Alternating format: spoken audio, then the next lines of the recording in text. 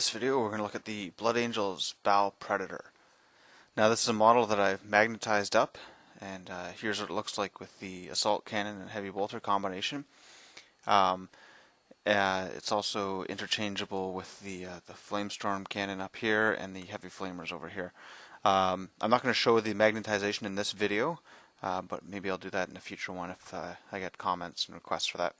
Anyways, I'm going to walk through how I painted this thing up.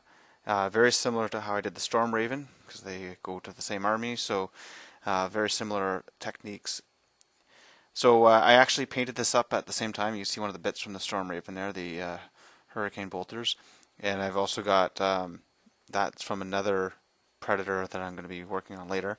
But here's the turret here, so I left that off in one piece and I modified the bottom so this would be on there. So I'm airbrushing on different layers of red here. And again, I apologize, my camera doesn't really like this much red in a frame.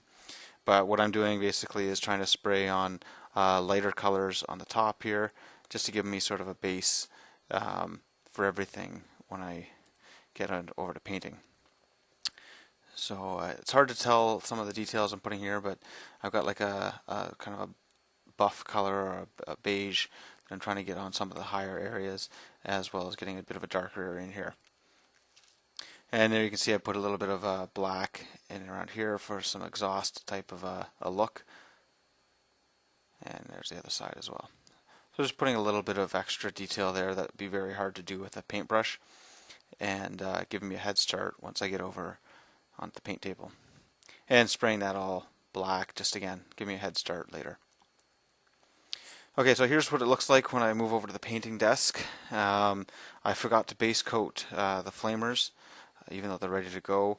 And yeah, so there's the back of the flamestorm cannon. There's the front. This piece on here is magnetized, so it just comes up and off, and these clip right in there. And then the back there's a magnet in there, and that's for the assault cannon and for the flamestorm cannon.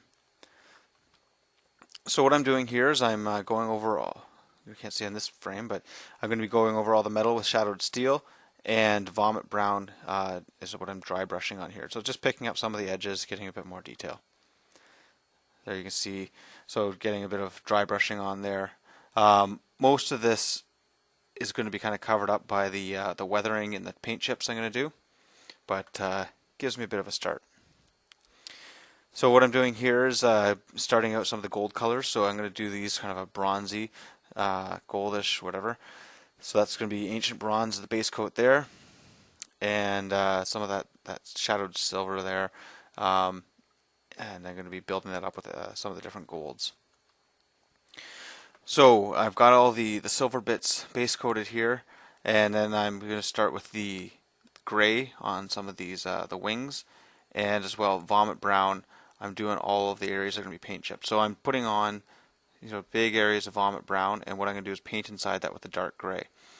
So just going around trying to get as uneven an edge as I can on all of the sort of exposed edges on the outside, and then areas around the hatches here that I figured would be most prone to wear. And so you have some nice parts here that are obviously going to catch on things, and just trying to use an old brush with lots of paint on it, and just trying to get a jagged edge there.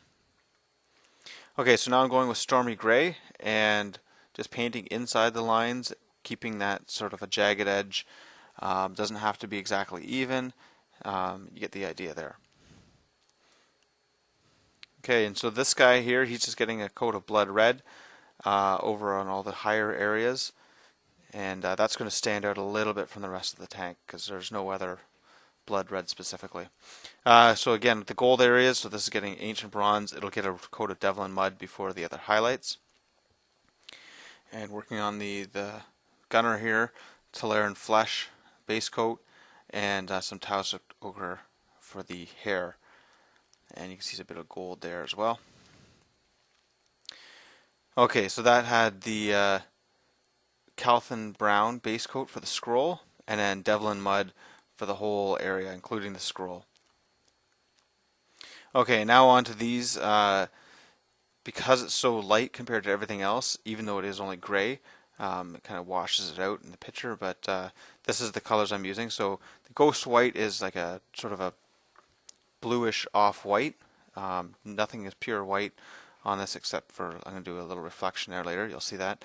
But cloudy gray and misty gray, and then ghost white. So okay, getting a bit more detail there, so I'm adding the silver on that headset.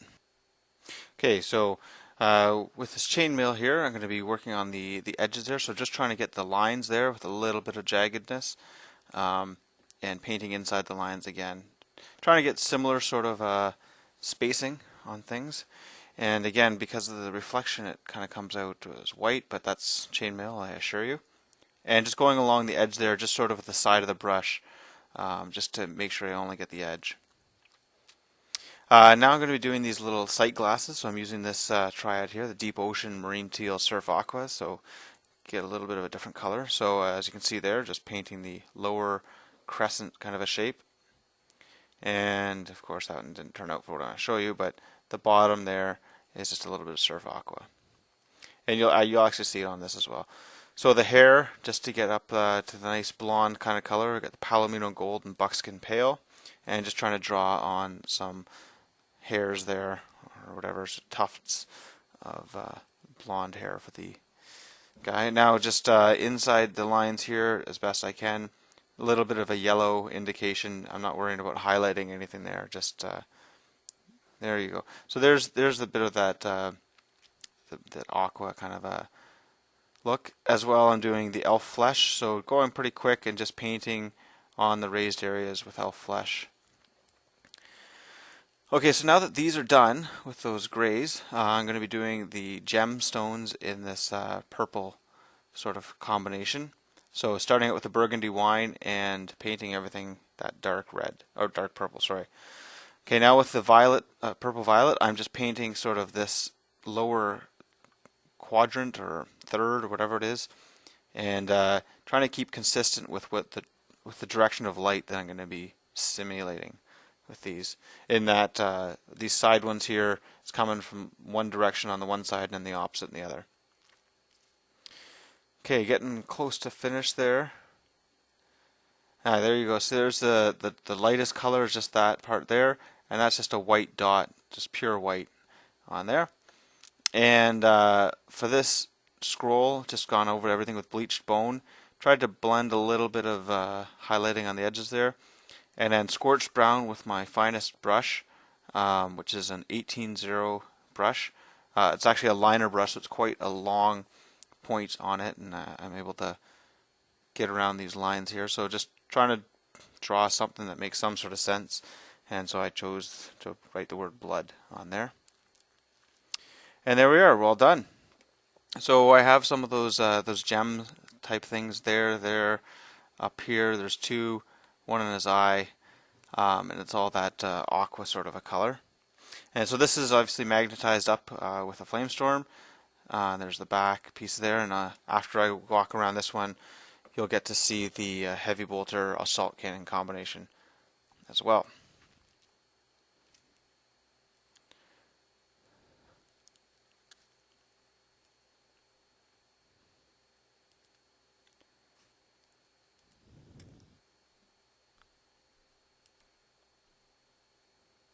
I don't know if I mentioned, but there's a little bit of a gold there, and on the side as well, up there.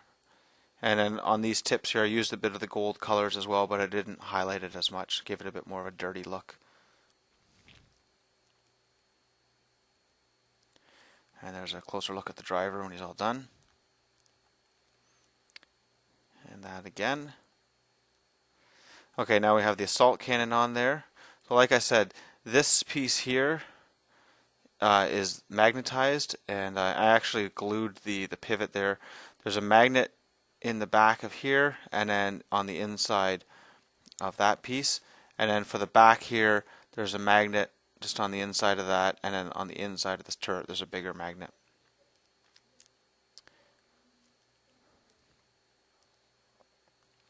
And then for these, all I did was I drilled a hole right through the guns, and there's a magnet on the inside of that sort of armor piece there, and then there's a magnet on this here, there's a little peg that comes out. I just drilled and put a small tiny magnet in the end of that peg.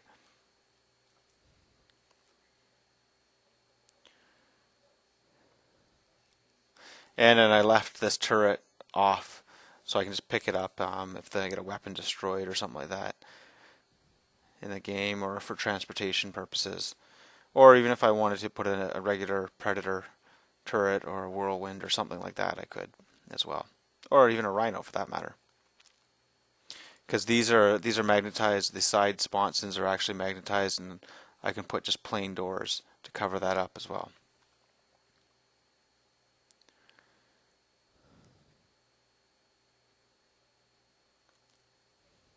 Anyways, that's all there is to it.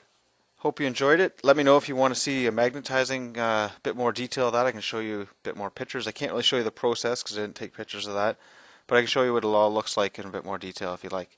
Hope you enjoyed it. Take care. See you next time.